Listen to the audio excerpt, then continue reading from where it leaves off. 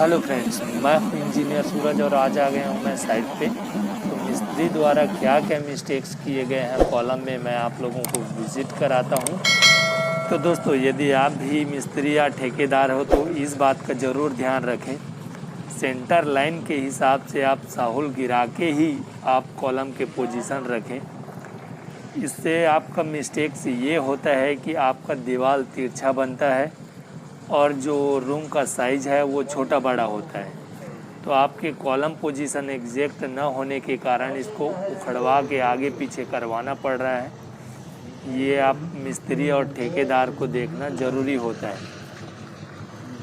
तो ये centre line गया है, ये धागा हमारा गया है, देखो कितना डिफरेंस आ रहा है हमारा।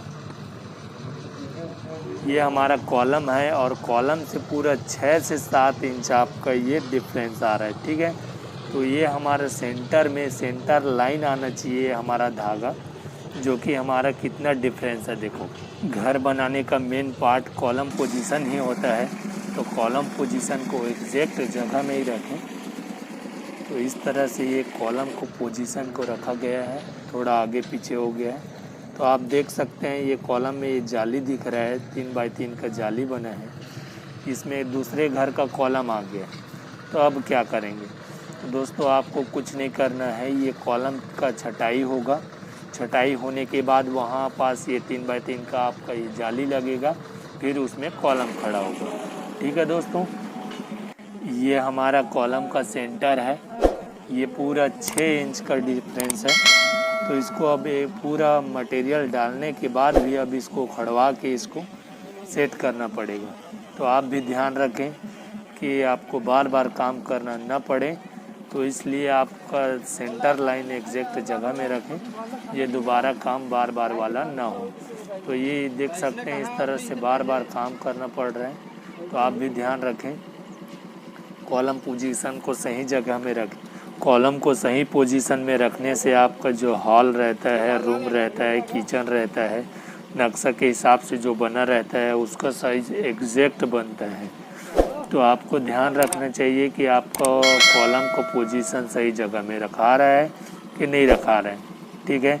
ये लोग क्या किए हैं कि कॉलम पोजीशन खुद रख लिए हैं, उसके बाद इंजीनियर को बुलाए हैं कि आपको सेंटर लाइन देखना है। तो से इंजीनियर क्या करेगा?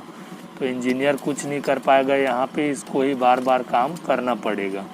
तो इंजीनियर का काम होता है कि सेंटर लाइन आके देखे, लेकिन ये लोग खुद सेंटर लाइन गिरा के अपना काम स्टार्ट कर दिए थे और मटेरियल डाल रहे थे कॉलम पोजीशन में। तो बिना सेंटर लाइन देखे आप कॉलम पोजीशन स्टार्ट कर दिए रहे हो, तो ये गलती आपकी होती है। तो सेंटर लाइन को एग्जैक्ट देखे, साहुल से गिराए, उसके बाद ही कॉलम पोजीशन बनाए। तो इस तरह से आपका कॉलम पोजीशन एग्जैक्ट बनेगा, ठीक है दोस्तों। तो आप ध्यान रखें कि आपका कॉलम पोजीशन एग्जैक्ट हो। आपको बार बार काम करने में दिक्कत होगी, मटेरियल की भी दिक्कत हो सकती है, क्योंकि इसका सेटिंग टाइम बहुत फास्ट रहता है। आप बार बार उसी मटेरियल को यूज़ करोगे तो आपका कॉलम का जो स्ट्रेंथ रहता है वो कम हो जाएगा। तो ध्यान रखें, एक बार ही काम करें, बार बार ना करें। तो इस चीज़ का आप ध्यान ज़रूर रखें, ठीक है दोस्तों।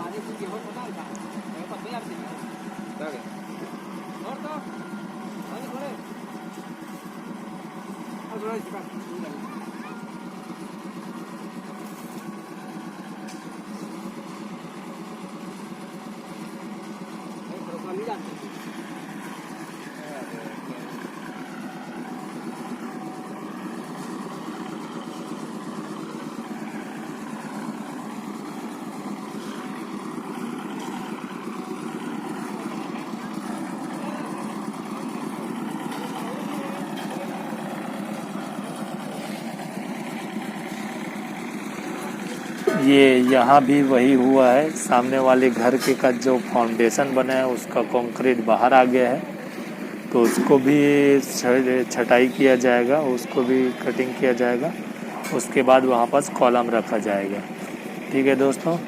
तो इस तरह से ये आपका गड्ढा हुआ है, ये कॉलम को पोजीशन भी रखाएगा, इसमें सेफ्टी का टैंक भी बनेगा। तो आप ध्यान रखें कि आपके कॉलम का जो पोजीशन है उसमें 2-2 फीट और गड्ढा होना चाहिए, ठीक है, ताकि उसमें मटेरियल सेट हो जाए और आपका ब्रिक वर्क अच्छे से हो ऊपर से। ठीक है दोस्तों, तो इस तरह से आपका ये साइट है। तो आपको ये सेंटर लाइन देख लेना है और सेंटर लाइन देखने के बाद आपको कॉलम पोजीशन रखना है, उसके बाद आपका काम स्टार्ट करना है। ठीक है दोस्तों, तो दोस्तों वीडियो अच्छे लगे तो प्लीज़ हमारे चैनल को लाइक कीजिए, सब्सक्राइब कीजिए और बेल आइकन को ज़रूर से दबाइए। Thank you.